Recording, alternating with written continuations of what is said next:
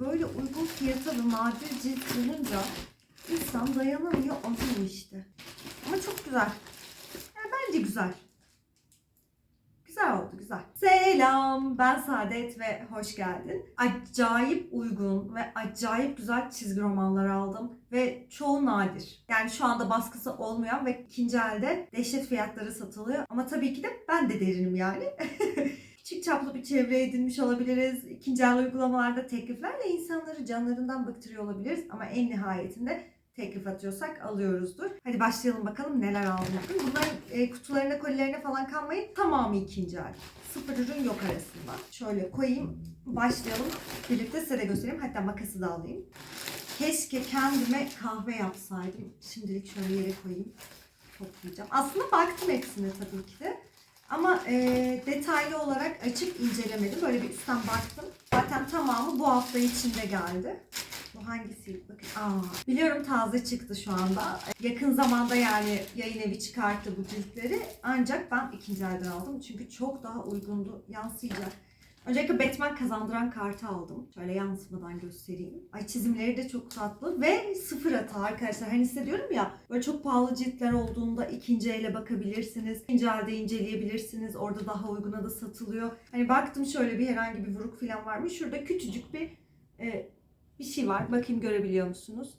Fiyatının yarısına, yani mevcut fiyatının yarısına falan denk geldi sanıyorum ki bu. Bir diğeri Harley Quinn'in tabii ki de fasikülü. GBC'nin çıkarttığı yayın var bunlar arkadaşlar. Şöyle göstereyim. Yakın zamanda çıkmış ciltler, fasiküller. Ancak ikinci elde de uyguna görünce dayanamadım, aldım. İçinden de şöyle bir posterimiz de çıkıyor efendim. Kesin ayraç olarak kullanırım ben bunu. Çizimleri de göstereyim size. Bu çizim şeyde vardı. Harley Quinn'in 4 ciltlik sanıyorum ki bir serisi vardı ya, orada vardı. Aynı tarz. Neyse bakacağız. Batman kazandıran kartın çizimini göstermedim. Onu da göstereyim size. Batman kazandıran kartın çizimi de şu şekilde göstereyim. Herhangi bir spoiler olmadan. Devlerin aşkı büyük olur. Ülke nedense kafamda hep bu şarkıyı çaldırıyor. Evet, hangisini açsam? Şunu açayım. Yani söylediğim gibi normalde açmıştım. Evet, bunu da Çizman çizgi romandan aldım. Baskısı olmayan bir cilt. Poşeti kullanırım. Reklam değil bu arada hiçbiri yani. Hiçbiri reklam değil. Hepsini parasını vererek aldım. Ve deli fiyata satılan bir cilt Arkham tımarhanesi. Çünkü baskısı yok. Ama tabii ki de ikinci ele baktım. Gerçekten çok pahalı satıyorlardı. Dedim ki Çizman'a sordum. Çizman çizgi romana sordum. Var dediler. Dedim ki peki varsa kaça var? Hani kaç yapabiliriz en uygun falan diye konuştum. Sağolsunlar çok tatlı bir fiyat söylediler. Ve gerçekten acayip tatlı. Hani piyasada gördüğünüz en düşük fiyatın yarısı kadar diyebilirim. Şimdi hasarlarını göstereceğim size ve diyeceksiniz ki nasıl hasarlı bu? Sıfır hasar arkadaşlar. Şöyle bir bakıyorum kendim. Şöyle göstereyim size. Hani kondisyon vesaire genelde acayip takmadığım bir konu ama tabii ki de böyle alırken dikkatli ediyoruz bir noktada. Çizimleri de göstereyim. Ve bunu ben aylardır almak istiyordum. Aylardır. Aylardır istediğim bir ciltti. Sonunda bulabildim yani ve çok da mutluyum bulabildiğim için. Ay, poşetine tekrar koyayım. İşin en güzel tarafı çizgi romanın baskısı olmamasına rağmen sanıyorum çıkış fiyatı yazıyor mu şurada? Çıkış fiyatına 30 TL yazıyor bu arada. Hani şu an çıksa muhtemelen o fiyattan 100 lira falan aşağıda olurdu. Geçelim diğer kargomuza. Hiçbir şekilde reklam yok. Zaten çoğunun baskısı yok arkadaşlar. Bunun da baskısı yoktu ve yine ikinci el bir uygulamadan aldım. Bu bende bir tık hüzün yarattı çünkü satıcının söylediğinden bir tık daha fazla hasarlıydı. Yani yine piyasadaki en uygun Batman H olduğu için aldım arkadaşlar. Tabii ki de biraz DC ağırlıklı bir alışveriş oldu. Bunun sebebini tahmin ediyorsunuzdur ki benim Lady'm, bebeğim Catwoman, aşığım bu kadına, bayılıyorum. Acayip seviyorum yani. Ön kapak tasarımı da şu şekilde. Evet, güzel bir fiyata aldım ama satıcının görselleri eklediği ve açıklamaya yazdığından daha hasarlıydı. Mesela şuradaki altı olsun. Tabii bunlara ben çok takılmıyorum ama yine de bir daha o satıcıdan bir şey alırsam dikkat ederim. Şöyle Ve çizimleri falan çok güzel ama şu açılma dediğiniz olay var ya hani O da var mesela bu ciltte. Tek kaygım bu. Dış kapaktan falan ziyade. Umarım okurken kopmaz yani. Ama yine de uygun fiyata Batman Hush okumak da keyifli olacak tabii. Hangisini açsam, bunu mu açsam, bunu mu açsam, bunu açayım. Ve geçelim bir diğer çizgi romanımıza. Az önce İngilizce koleksiyonu için Catwoman'ları gösteriyordum. O yüzden gösterirken fark ettim. O yüzden o kolyeyi bir eliyoruz. Çünkü o şu anlık okumayacaklarım koleksiyon olarak biriktirdikten sonra videosunu çekmeyi düşündüğüm bir çizgi roman ve fasiküller olacak. Evet, bu paketi de arkadaşlar ben kanalımızın takipçisi olan ama aynı zamanda çizgi roman grupları olan bir arkadaşımızdan aldım. Şu an ilk defa açıyorum. Bugün geldi. Keşke bir kahve yapsaydım da kahve içerken hep unutuyorum ya. Evet, aralarında bayağı dehşet hasarlı ciltler var ama çok uygun fiyata verdi zaten o dehşet hasarlı ciltleri. Sağ olsun güzellik de yaptı fiyat olarak.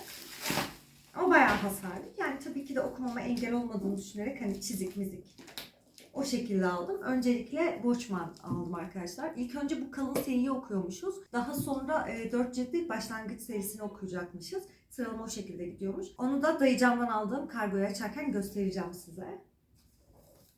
Hiçbiri reklam değil efendim. İç çizimlerde şöyle göstereyim. Kuşa baskı bu arada bayağı hırpalanmış bir cilt. Hani umarım okurken elimde kalmaz. Ama yine de Watchmen okumayı çok istiyordum. Çünkü ben Alan Moore'u bayağı bir sevdim. Yani Alan Moore'un yazım dilinden acayip hoşlaştım. Ve evet, tabii ki de Catwoman koleksiyonuma eklemek için yine bu arkadaştan aldığım bir sayı arkadaşlar. Allah'ım! Çok güzel. Dur, açıp içine bakalım. Ben de açıp bakmadım bunu. Sizle birlikte bakıyorum. Yani benim bu Catwoman fanlığım, hani Catwoman'ı villain olarak değil, süperhero olarak görmem. Hani puanlasam mesela 10 üzerinden 1. Ay acayip. Ay. Allah'ım, bu kadına her şey mi yakışır? Aa, bu animasyon sahnesinden. Bak göstereyim şöyle size. Acayip güzel. Şayet eğer İngilizce okumaya karşı ön yargınız varsa. Bu arada İngilizce fasiküllerde hani DC Marvel'ı takip etmek çok çok daha kolay arkadaşlar. Hani günümüzde maalesef ki Türkiye'deki okur oranıyla alakalı olarak DC Marvel'da geriden geliyor.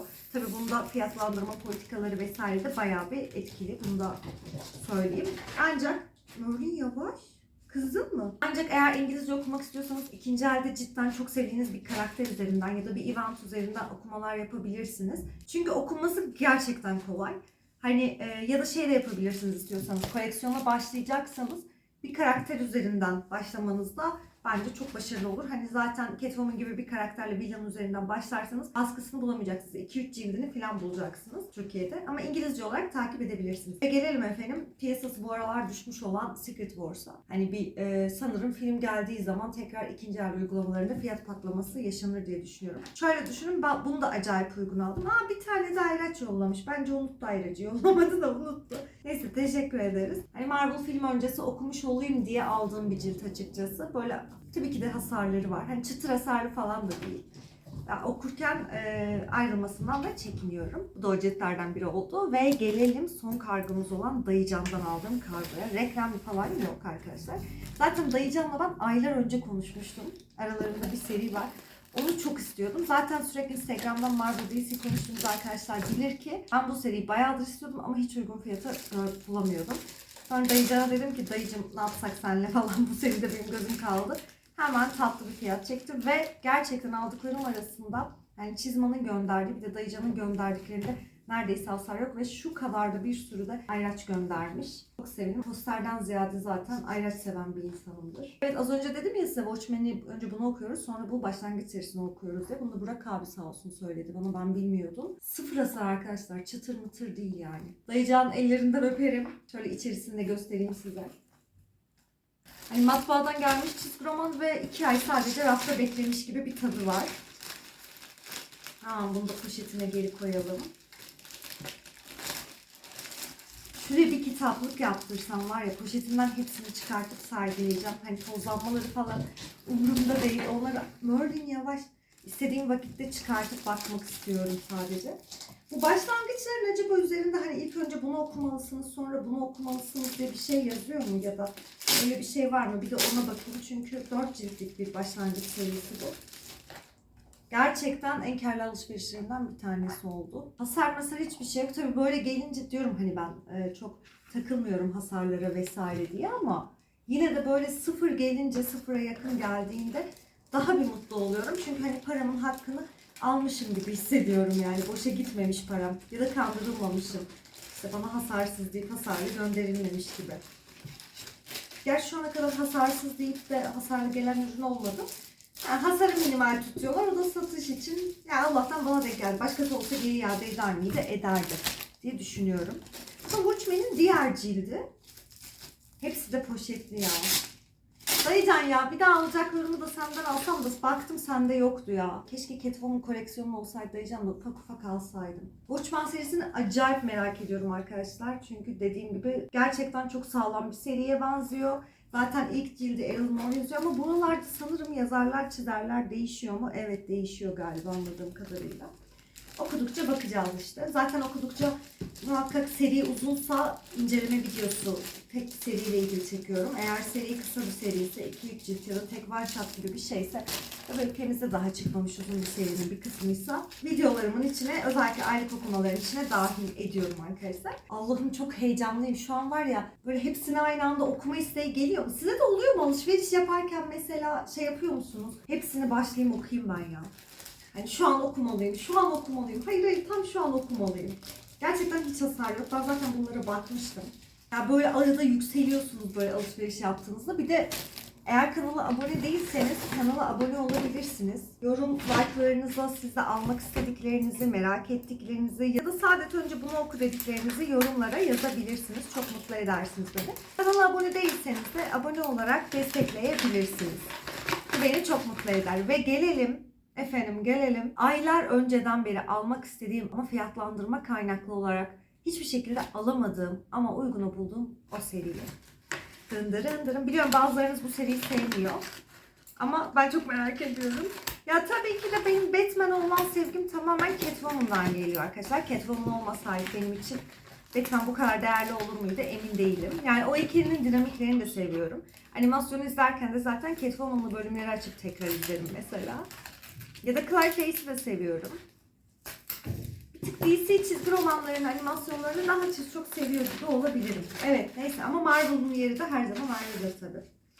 Evet arkadaşlar gördüğünüz üzere 3 ciltlik Batman Lanet serisi. Bunu o kadar istiyordum ki. Harlem çizgi romanlarını bilenler var mı bilmiyorum ama ben şu videomda incelemiştim. Harlem çizgi romanları boyutundaydı. Oradaki Harlem Quinzel dönüşümü yine gerçekten bunda hani hafif çizikler var ama olur o kadar. Şu an heyecanlandım. Mesela şu an okumak istiyorum arkadaşlar. Çünkü şöyle başlıyor. Bazıları çok sevmedi bu seriyi. Hani belki dayıcam da sevmediği için elinden çıkarıyordur. Bir fikrim yok ama. Sanıyorum ki içinde Harley Quinn'e dair izler barındırmıyor. Ancak keşke olsa. Hani belki bir sürpriz çıkar. Ya yetişkin okurlar içinmiş bu da. Arkasında da 30 TL yazıyor ya. 30 TL. Yani şu anda birim üzerinden almak o şekilde olmalı. 30 TL'ye güncel ekonomide hayal gibi ya. Keşke gerçek olsa. Hani o kadar kolaylıkla herkes istediği çizgi romanı istediği şekilde alabilse de bu kadar kara borsaya düşmesek de ülkemizdeki çizgi roman toplulukları, sektörleri, yayın evleri falan da büyüse bol bol bassa biz de bol bol okusak yani. Alışverişim bu şekildeydi. Kediler aşağıda kartonları parçalıyor. İzlediğiniz için teşekkür ederim. Like'larınızı ve yorumlarınızı bekliyorum. Abone değilseniz ve bu tarz videoların gelmesini istiyorsanız kanala abone olabilirsiniz. Ve yeni gelecek olan videolardan da haberdar olmak için bildirimleri açabilirsiniz efendim. Görüşmek üzere. Kendinize iyi bakma cesaretini hiç kaybetmeyin.